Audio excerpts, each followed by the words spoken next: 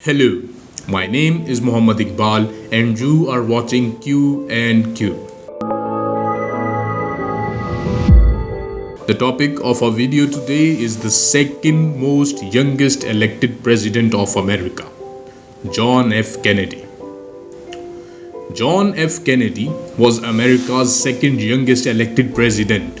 He oversaw one of the most crucial moments in the Cold War, Cuban Missile Crisis, and sought to affirm America's belief in basic human rights by calling for civil rights legislation and an attempt to reduce poverty. Kennedy was assassinated on November 22, 1963, a tragic death that shocked America and the whole world. Born on May 1917, John F. Kennedy came from an illustrious political family. His father, Joseph Kennedy, was a leading member of the Democratic Party, and Joseph encouraged John F. Kennedy in his political ambitions after the war. John graduated from Harvard after completing thesis on appeasement in Munich. His thesis was later converted into a successful book, Why England Slept, 1940. Before America joined the war, John joined the Navy and saw action throughout the Pacific Theater. In August 1943, his boat was rammed by Japanese destroyer Amangiri. John F. Kennedy was later decorated for his outstanding bravery in rescuing a fellow crewman. He was also awarded the Purple Heart for an incident later in the war. Afterwards, Kennedy was modest about his actions, saying he felt a bit embarrassment as it resulted from a botched military action. In 1946, he won a seat in Boston for the US House of Representatives, and in 1952 got himself elected to the US Senate, defeating the incumbent Republican. In 1953, he married Jacqueline Lee Bouvier. In 1957, he was awarded the Pulitzer Prize for biography for his book, Profiles in Courage, a book about US senators who stood up for their personal beliefs. In 1956, he was nearly chosen to be vice presidential candidate for Adlai Stevenson. The national exposure raised his profile, and in 1960 he was selected to be the Democratic nomination for the presidency. In 1960, in a very tight election, John F. Kennedy narrowly defeated the much-fancied Republican, Richard Nixon. It was a memorable election with many millions glued to the TV in the pre-election hustlings. John F. Kennedy came across very well on TV and looked more relaxed and professional on camera. It was the time a Roman Catholic had been elected president, and it was a big issue in America, where many Protestants distrusted the prospect of America being influenced by a Vatican.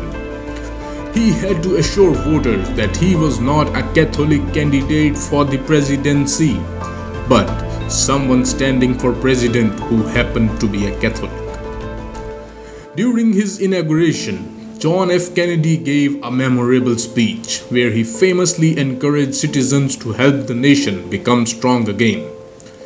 Ask not what your country can do for you, ask what you can do for your country. He also called for greater internationalism. We will make clear that America's enduring concern is for both peace and freedom, that we are anxious to live in harmony with the Russian people, that we see no consequence, no satellites, no riches, that we seek only the day when the nation shall not lift up sword against nation, neither shall they learn war anymore.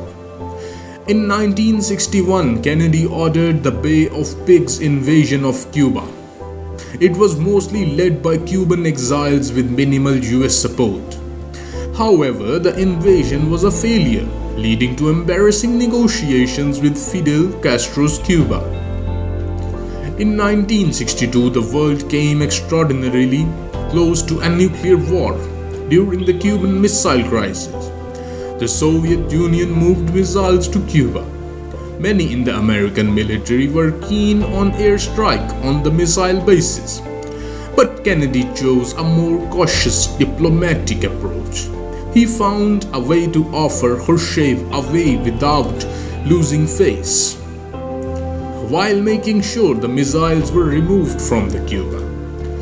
During his brief presidency, John F. Kennedy oversaw an escalation of US involvement in Vietnam, which included sending 16,000 military advisors to the country.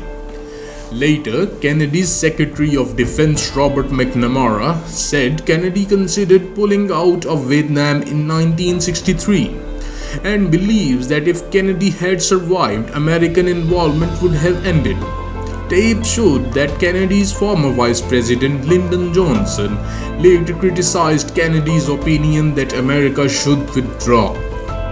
In June 1963, Kennedy made a memorable speech in West Berlin. He criticized the Soviets for their divisive wall. He stated, "Freedom has many difficulties and democracy is not perfect. But we never had to put a wall up to keep our people in."